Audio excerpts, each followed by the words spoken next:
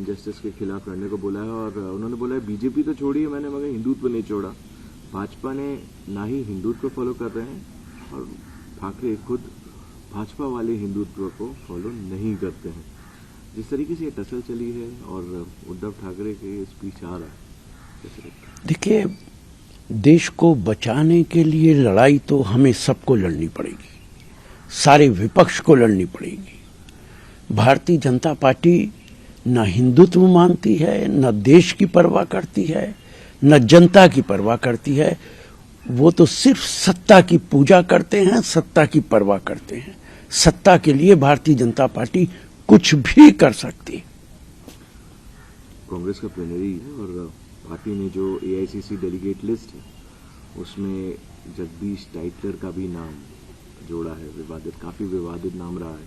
भाजपा ने उस पर काफी कड़ी प्रतिक्रिया दी है। कैसे लगता है? देखिए, भारतीय जनता पार्टी अपनी गिरेबान में झांक के नहीं देखती है।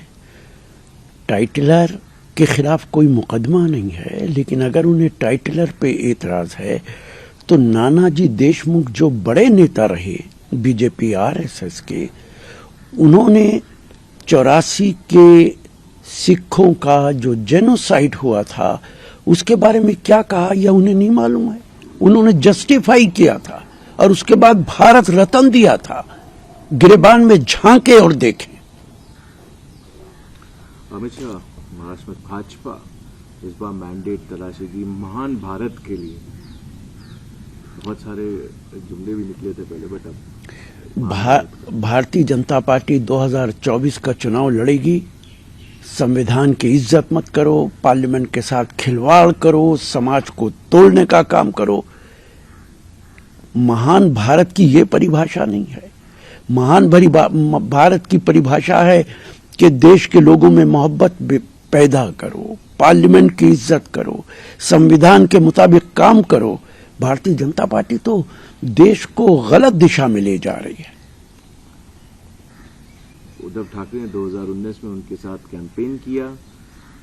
आइडियोलॉजी भूल के शरद पवार के पैरों में गिरे और उनसे निवेदन किया कि सीएम उन्हें बना दिया जाए। भाजपा के पास कोई ग्रीड नहीं है पावर की और हम अपनी आइडियोलॉजी कभी नहीं भूलते हैं। अगर ग्रीड ना होती आपके पास तो शिवसेना के सारे एमएलएस को तोड़ के नई पार्टी बनाते। और आज आप कह रहे हैं कि दूध का दूध पानी का पानी हो गया। आपने तो सारे दूध को पानी कर दिया है। आपके अंदर तो ग्रीड ही ग्रीड है और कुछ है ही नहीं। अमित शाह जी, ये काम आप पूरे देश के अंदर कर रहे हैं, अकेले महाराष्ट्र के अंदर नहीं कर रहे।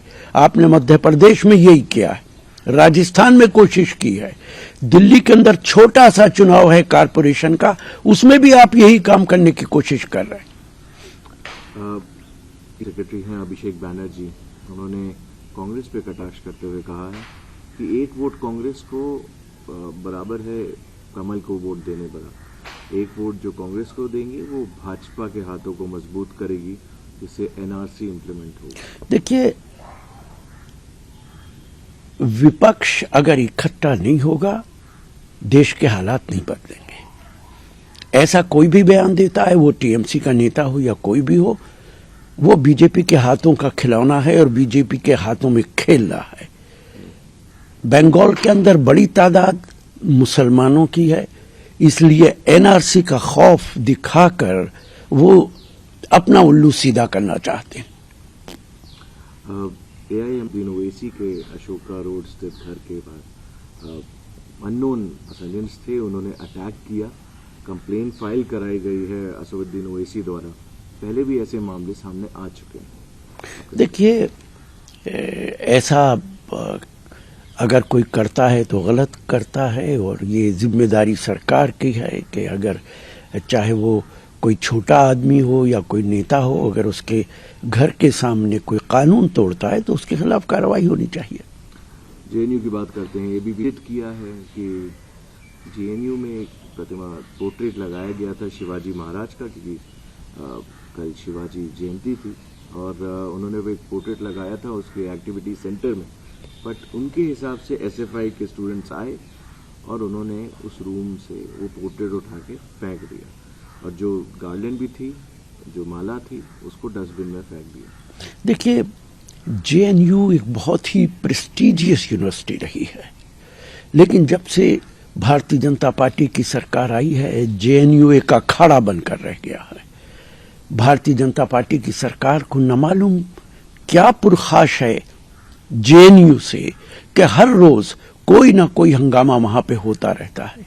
इस मामले में कितनी सच्चाई है, कितनी सच्चाई नहीं, ये जानना तो मुश्किल काम है, लेकिन अगर ऐसा हुआ है तो इसका इन्वेस्टिगेशन होना चाहिए। कर्नाटक के मुख्यमंत्री हैं बसवराज बोम्मई, उन्होंने एक विजय दी कि एक भव्य राम मंदिर बनाया जाएगा रामनगर डिस्ट्रिक्ट में। उन्होंने बोला है कि ये लोगों की विश थी और कोई पॉलिटिकल रीजन नहीं था इसका। इलेक्शन पास आ रहे हैं, आप मानते हैं इसको? लोगों की विश है राम मंदिर बनाया जाए। लोगों की विश ये नहीं है कि महंगाई को कम किया जाए।